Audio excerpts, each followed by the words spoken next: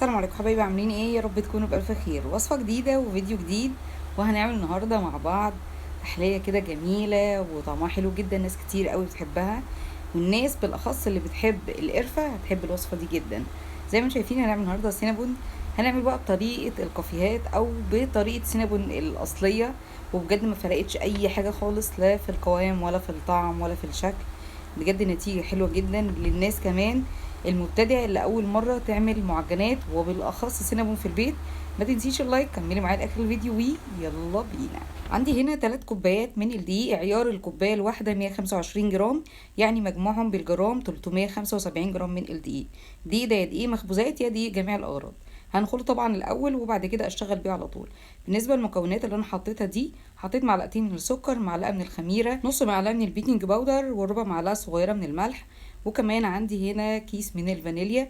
وهبتدي اقلبهم بشكل كويس جدا كده زي ما انتم شايفين. للناس اللي هي عايزه تضاعف الكميه طبعا هنضاعف المقادير دي كلها. عندي هنا بعد ما قلبتهم بقى نزلت بضايه بدرجه حراره المطبخ، وكمان معلقه من الخل. نزلت هنا بقى بالنسبة للسوائل نص كوباية من اللبن الرايب، مما يعادل يعني 100 ملي، وحوالي 70 ملي من اللبن العادي، وكلهم بدرجة حرارة المطبخ، ما تبقاش حاجة خارجة من التلاجة. شغلت بقى عندي العجان لحد ما ابتدت عندي العجينة تتلم بالطريقة اللي انتوا شايفينها دي. ما بقتش فيه اي عجينة كده في الحلة بتاعة العجان، بس المقطع ده يمكن ما تصورش. هنا بقى بعد ما ابتدت تبقى العجينة بالشكل ده، هنزل عندي بالزبدة. الزبدة دي كنت مطلعاها قبل ما اشتغل فيها كده بربع ساعة من التلاجة، على اساس انها تفك وكمان تبقى لينة معايا، واقدر اشتغل فيها بشكل كويس كده مع العجينة. بالنسبة بالكمية بتاعتها قد ايه، حوالي معلقتين كبار او 75 جرام من الزبدة. طبعا زي ما انتم شايفين كل مراحل الزبدة مع العجينة، من اول ما بحطها بتبقى القوام بتاع العجينة نفسه كده مش قوام كويس، بيبقى قوام مفرول شوية او متلخبط شوية. ده عادي جدا على فكرة، شيء في شيء كده. وزي ما شايفين برضو سبت كذا مقطع على شكل العجينة، من اول ما ابتديت ان انا احط الزبدة لحد ما ابتدت انها العجينة تلم معايا وتديني القوام اللي انتوا شايفينه ده. قوام على فكرة حلو جدا، العجينة معايا طرية وحلوة قوي، لكن ما بتلزقش خالص في ايدي. زي ما شايفين ده كده القوام اللي انا عايزاه. بالنسبه للسوائل بتاعتنا النهارده انا ما زودتش اي حاجه خالص. السوائل اللي احنا قلنا عليها اللي هي 100 ملي من اللبن الرايب، وكمان 70 ملي من اللبن العادي. ممكن تزيد معلقه ممكن تقل معلقه على حسب الدقيق نفسه، يعني على حسب امتصاص الدقيق نفسه للميه. زي ما شايفين ابتديت ان انا احطها عندي في بوله وهسيبها لما تتخمر. بالنسبه للصيف مش هتاخد مني وقت خالص، ممكن تلت ساعه وتبقى متخمره بشكل كويس قوي. اما بالنسبه للشتاء ممكن توصل معاكي لحد ساعه، ولازم كمان تكون متغطيه بشكل كويس قوي. هنا بقى نيجي نعمل الحشوه بتاعتنا. عندي 3 معالق كبار من السكر اللي هو السنترفيش مش سكر بودره. حطيت عليهم معلقه ونص كبار كده من القرفه الناعمه، ومعلقتين كبار من الكاكاو الخام، وبقلبهم بشكل كويس جدا. وبالنسبه بقى لاضافه الكاكاو في قلب الوصفه مش اساسيه، ولكن بتدي طعم حلو جدا. نيجي هنا بقى علشان نعمل الصوص البديل للصوص الاساسي، يعني صوص الجبنه. ممكن يبقى مكلف شويه، لكن ده صوص اقتصادي. حطيت عندي هنا نص كوبايه من السكر البودره، نزلت عليه معلقتين كبار من اللبن البودره، ومعلقتين كبار من الكريم شانتيه، وكمان عندي هنا نص كوبايه من اللبن، يعني 100 ملي من اللبن. وهبتدي اضربهم ضربه سريعه جدا زي ما انتم شايفين. طبعا هو هنا هيبقى عندي مش رابط، اللي هيربط معايا القوام بتاع الصوص هو الزيت. عندي نص كوبايه او 100 ملي من الزيت، ممكن يزيد حاجه بسيطه وممكن يقل على حسب ما بيربط معاكي. طبعا بنزل عندي الزيت كده سرسوب كاني بعمل مايونيز بالظبط، وهوريكم برضو القوام هيبقى عامل ازاي دلوقتي.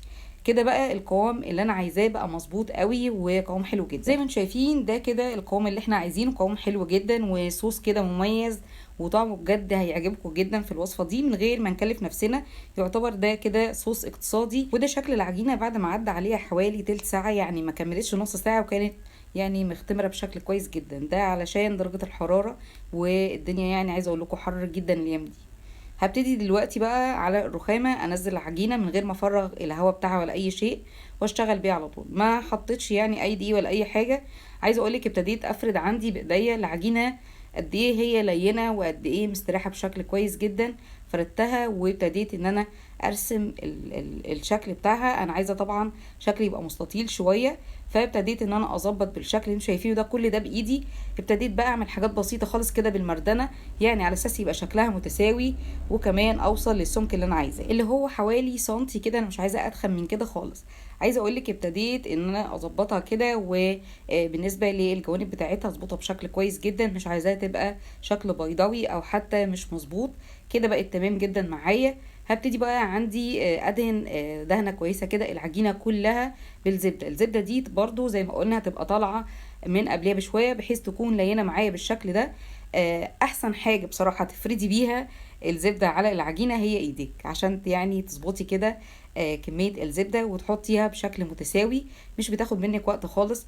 عايزه اقولك وصفه حلوه، وصفه يعني من الحاجات اللي هي عليها اقبال قوي بره، وبتتباع يعني بالواحده، بتبقى بقد كده بصراحه. نقدر نعملها في البيت وكميه يعني كبيره جدا، مش هتكلفك بيتهيالي كده حق واحده، وبجد النتيجه هتبقى مبهره جدا بالنسبه لي. زي ما انتم شايفين بعد ما نزلت الزبده ابتديت ارش عندي القرفه اللي هي بالكاكاو والسكر، وطبعا حطيت كميه كويسه جدا زي ما انتم شايفين، وبشكل برضو متساوي.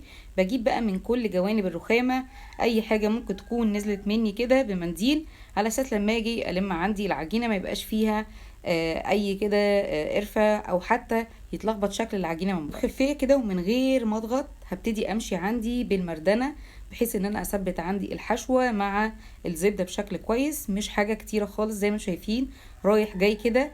وبعد كده هلم عندي العجينه رول بالطريقه دي. عايزه اقولك بتتلم بطريقه حلوه جدا، مش لازقه في الرخامه ولا اي حاجه، مع اننا ما حطيناش اي دقيق خالص. العجينه عايزه اقولك قد ايه جميله، وقد ايه كده تقع معاكي وتقدري انك تشتغلي فيها وانت بصراحه مستريحه خالص. هنا بقى بعد ما لميت عندي العجينه، اهم حاجه خطوه التقفيل دي. لازم اقفل بشكل كويس جدا، اظبط عندي الرول بالشكل ده، وابتدي اشوف بقى انا عايزاه كبير، قطع كبيره، قطع صغيره، على حسب ما احب.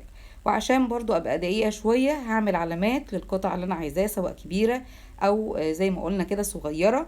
ولو انت عندك سكينه حاميه تقدري انك تشتغلي، لو ما عندكيش عايزه اقولك بفتله عاديه خالص عندك هتجوزيها، تبقى ماجوز يعني، وتبتدي انك تقطعها، تتقطع بشكل يعني سهل جدا، مش هتاخد منك بصراحه اي مجهود ولا حتى اي تفكير خالص. زي ما انتم شايفين طالعه حلوه جدا جدا. يعني عايزه اقولك وصفه في منتهى السهوله، ولكن هي ليها تريكات نمشي عليها علشان كمان تنجح معانا ومن اول مره. وبالنسبه بقى اللي انا بطلعه دلوقتي هحطه في ايه، لو انا عايزاهم يبقوا جنب بعض يعني ارصهم في الصينيه ويبقوا شكل واحد مفيش مشكله، او لو انا عايزه احطهم في الصينيه واحده واحده ما يبقوش لازقين في بعض برضو مفيش مشكله. ممكن نحطهم كمان في اللي هي التورتات، اللي هي الفرن بتاعه التورتات دي بتبقى برضو كويسه قوي. انا هنا رصيتهم عندي في صينيه من غير ما احط ورق زبده ولا حتى ادهنهم اي حاجه. هنا بقى كمان زي ما شايفين اللي فاض مني ابتديت احطه عندي في الكبات ديت، وبسيبه عندي يتخمر حوالي نص ساعه، ودي كده بتبقى النتيجه بعد التخمير. نتكلم بقى على خطوه التسويه. اول حاجه بعملها سخن عندي الفرن الاول حوالي 10 دقايق، ياخد درجه حراره كويسه علشان ادخل فيه اي حاجه. ما ينفعش يبقى مش متسخن وادخل فيه اي معجنات او حتى اي شيء. وبالنسبه للسينابون بدخله على درجه حراره 200 في الرف اللي في النص، ببقى مشغله من تحت بس مش بشغل الشوايه. بالنسبه للوقت اللي بياخده قد ايه، بياخد حوالي من 18 ل 20 دقيقه ومش اكتر من كده خالص. الوش اللي انتم شايفينه ده بيبقى واخده من حراره الفرن مش من الشوايه خالص. نبتدي هنا بقى في التزيين بتاعنا، وزي ما شايفين شكل السينابون طالع حلو جدا جدا. هنا بقى تقدري تحطي الصوص بالشكل اللي يعجبك وبالطريقه اللي تعجبك. بالنسبه للتزيين ده بيبقى على حسب راحتك، اقدر احط اللي انا عايزاه، لو في حاجه مش حباها تقدري ان انتي تستبعديها خالص. ده كده بعد ما حطيت الصوص حطيت صوص كمان كراميل وصوص شوكولاته. دي كده بالنسبه للورده او بالنسبه للصينيه اللي احنا عملناها. بالنسبه بقى للوحدات اللي هي لوحديها برضو حطيت صوص اللي هو الصوص الاقتصادي، وبعد كده بروح حاطه عليه الصوص الكراميل، وزي ما انت شايفه بصراحه شكله حلو جدا. اما بقى لو مش عايزين الصوص الاقتصادي خالص اقدر احط صوص شوكولاته، وازين بقى بمكسرات، ازين بصوصات تانية معاها.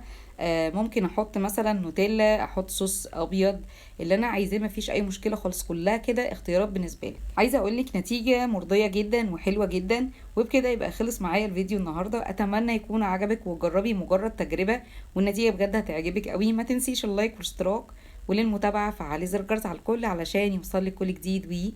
وسلام عليكم.